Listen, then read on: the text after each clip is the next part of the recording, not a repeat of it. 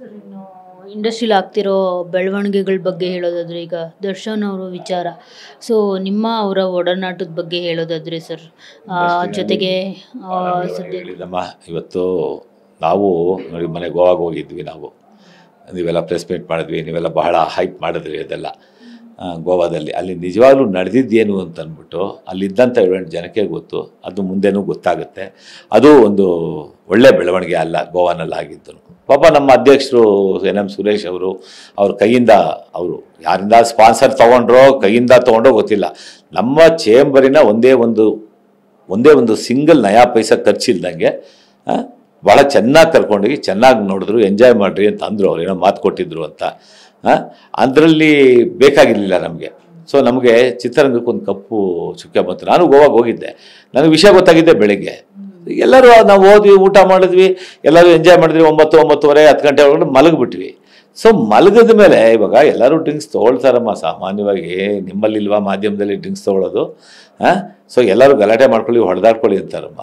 ಯಾತಕ್ಕೆ ಬೇಕಾಗಿತ್ತು ಅಲ್ವಾ? ಏನೋ ಒಂದು ಸಣ್ಣ ಪುಟ್ಟ ಮಾತುಗಳು ಬೆಳೆಯುತ್ತೆ. ಕೆಲವು ಸತಿ, ಎಷ್ಟೋ ಸತಿ ಆಗಿದೆ ನಮ್ಮಲ್ಲಿ ಮಾತುಗಳು ಮಾತಾಡ್ತೀವಿ, ಮಾರನೇ ದಿನ ಬೆಳಗ್ಗೆ ಎದ್ದು ಎಲ್ಲ ನಗ್ತಾ ಮಾತಾಡ್ತಾ ಇರ್ತೀವಿ. ಆ ಥರ ಈಗ ದರ್ಶನ್ ಅವ್ರ ಬೆಳವಣಿಗೆಗೆ, ದರ್ಶನ್ ಅವರ ಅರೆಸ್ಟ್ ಬಗ್ಗೆ ಮಾತಾಡೋಷ್ಟು ದೊಡ್ಡವನು ನಾನಲ್ಲ.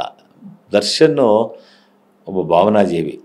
ಅವ್ರನ್ನ ಒಂದು ಚಿಕ್ಕ ಮಗುಗೆ ಚಾಕ್ಲೇಟ್ ಕೊಟ್ಟರೆ ಹೇಗೆ ಇದು ಮಾಡ್ತಾರೋ ಅದನ್ನು ಭಾಳ ಸುಲಭವಾಗಿ ಹೊಲಿಸ್ಕೋಬೋದು ಅವ್ರನ್ನ, ದರ್ಶನ್ ಅವ್ರನ್ನ. ಏನೋ ಇದು ಆಕ್ಸಿಡೆಂಟ್ ಹೇಳಿ ಕೇಳಿ ಆಗುತ್ತಾ? ಆಗಲ್ಲ.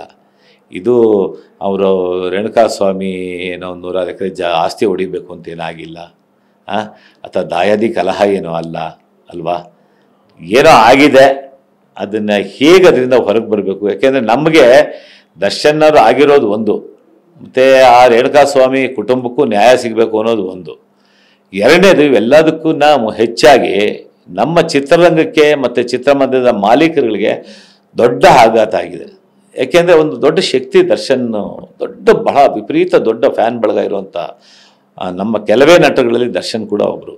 ಶಿವಣ್ಣ, ಸುದೀಪು, ಯಶು, ದರ್ಶನ್ನು ಎಲ್ಲ ಮೊದಲನೇ ಸಾಲಿನಲ್ಲಿ ನಿಲ್ಲುವಂಥ ನಾಯಕ ನಟರು.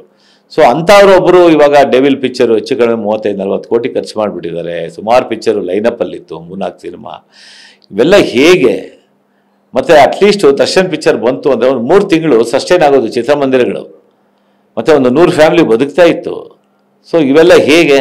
ಚಿತ್ರರಂಗಕ್ಕೆ ಹೊಡ್ತಾ ತಾನೆ. ಇದು ದರ್ಶನ್ ಒಬ್ಬರಿಗೆ ನಷ್ಟ ಅಲ್ಲ, ದರ್ಶನ್ ಸುತ್ತಲಿರೋರ್ಗೆ ನಷ್ಟ ಅಲ್ಲ. ಒಂದು ಚಿತ್ರರಂಗದ ನಮ್ಮ ಕುಟುಂಬ ಏನಿದೆ, ಈ ಕುಟುಂಬಕ್ಕೆ ನಷ್ಟ. ಚಿತ್ರರಂಗದ ಕುಟುಂಬ ಅಂತ ಇದೆಯಲ್ಲ, ಕುಟುಂಬಕ್ಕೆ ನಷ್ಟ. ಅದರಲ್ಲಿ ನಿಜವಾಗ್ಲೂ ನಡೆದಂಥದ್ದು ಏನು ಅನ್ನೋದು ಗೊತ್ತಿಲ್ಲ. ಅವರು ಆರೋಪಿಯಾಗಿದ್ದಾರೆ, ನಾಟ ಅಪರಾಧಿ ಅಲ್ಲ, ಆರೋಪಿಯಾಗಿದ್ದಾರಲ್ವ. ಈ ಆರೋಪದಿಂದ ಅವರು ಮುಕ್ತರಾಗಿ ಬರಲಿ ಅನ್ನೋದು ನಾನಂತೂ ಅನಿಸ್ಕೊಳ್ತೀನಿ.